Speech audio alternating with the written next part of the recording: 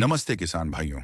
क्या आप जानते हैं कि आपकी गाय या भैंस का दूध उत्पादन 30% तक सिर्फ इस बात पर निर्भर करता है कि वो किस तरह के घर या शेड में रहती है। अगर शेड में हवा नहीं है, फर्श गीला है या बहुत गर्मी है, तो आप कितना भी महंगा दाना खिला लें, पशु पूरा दूध नहीं देगा। आज के वीडियो में हम जानेंगे कि पशुओं के शेड मुख्य रूप से कितने प्रकार के होते हैं, पूंछ से पूंछ विधि, टेल टू टेल क्या है, और कम खर्च में सबसे बेस्ट शेड कैसे बनाया जा सकता है। तो चलिए डेयरी फार्मिंग की नींव पक्की करते हैं। एक, बंद शेड ट्रेडिशनल वर्स। दो, खुला शेड लूज हाउसिंग एंकर। दोस्तों, पशुओं के रख रखाव के हिसाब से शेड मुख्य रूप से दो प्रकार के होते हैं। एक, बंद शेड कन्वेंशनल टाइड सिस्टम। पहला है पारंपरिक तरीका, जहां पशु को एक जगह खूंटे से बांध कर रखा जाता है। इसमें पशु की गर्दन बंधी रहती है और वो ज्यादा हिलडुल नहीं सकता। फायदा, अगर आपके पास जगह बहुत कम है या सिर्फ एक से दो गायें हैं तो यह ठीक है। नुकसान, इसमें पशु को तनाव, स्ट्रेस ज्यादा होता है, साफ सफाई में मेहनत ज्यादा लगती है और गर्मी में पशु हांफने लगता है। दो, खुला shade loose housing system.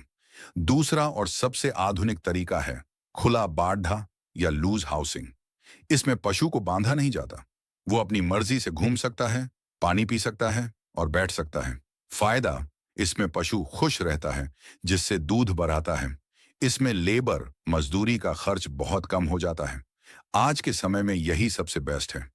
Shade बनाने की दो वैज्ञानिक विधियां हैं। अगर आप पक्का शेड बना रहे हैं तो पशुओं को खड्डा करने के दो वैज्ञानिक तरीके होते हैं। तरीका एक, मुंह से मुंह विधि, हेड टू हेड सिस्टम। इसमें पशुओं का मुंह आमने सामने होता है और बीच में चारा डालने का रास्ता, फीडिंग एली, होता है। दिक्कत, इसमें अगर एक पशु को बीमारी है, जैसे खांसना या छींकना, तो वो सामने वाले पशु को बहुत जल्दी लग जाती है। साथ ही पशु एक दूसरे को देखकर डरा भी सकते हैं। तरीका दो, पूंछ से पूंछ विधि, टेल टू टेल सिस्टम। सबसे बेहतरीन, इसमें पशुओं की पूंछ आमने सामने होती है और मुंह बाहर की तरफ। बीच में गोबर और सफाई का रास्ता होता है। फायदा, यह वैज्ञानिक रूप से सबसे बेस्ट है। इसमें बीमारी कम फैलती है, हवा का बहाव अच्छा रहता है और दूध निकालने में, मिल्किंग, बहुत आसानी होती है। हवा सीधे पशु के मुंह पर लगती है, जिससे वो ताज़ा महसूस करता है। किसान भाइयों, शेड का मतलब लाखों का खर्चा नहीं है। आप कम बजट में भी शानदार शेड बना सकते हैं। बस इन तीन बातों का ध्यान रखें। दिशा, डायरेक्शन। शेड की लंबाई हमेशा पूर्व से पश्चिम, ईस्ट टू वेस्ट होनी चाहिए। इससे सुबह और शाम की धूप सीधे शेड के अंदर नहीं आती और पशु गर्मी से बचा रहता है। उत्तर दक्षिण, नॉर्थ साउथ खुला रखें ताकि हवा आर पार हो सके। छत की ऊंचाई, रूफ हाइट। शेड के बीच की ऊंचाई कम से कम 12 से 14 फीट रखें और किनारों की 8 से 10 फीट रखें। फीट, छत जितनी ऊंची होगी पशु उतना ठंडा रहेगा। अगर हो सके तो सीमेंट की चादर या फूस, छप्पर का इस्तेमाल करें। लोहे की टीन बहुत गर्म होती है। फर्श, फ्लोर।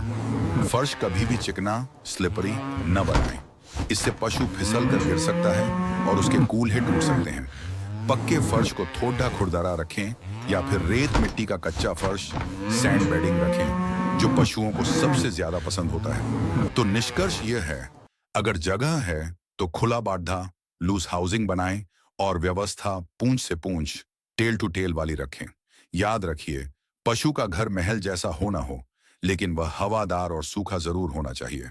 अगर आप चाहते हैं कि हम पशुओं के लिए सस्ते गद्दे, मैट्स या काऊ मैट पर वीडियो बनाएं, तो कमेंट में मैट लिखें। पशुपालन की सही जानकारी के लिए वेट ज्ञान हिंदी को अभी सब्सक्राइब करें। धन्यवाद।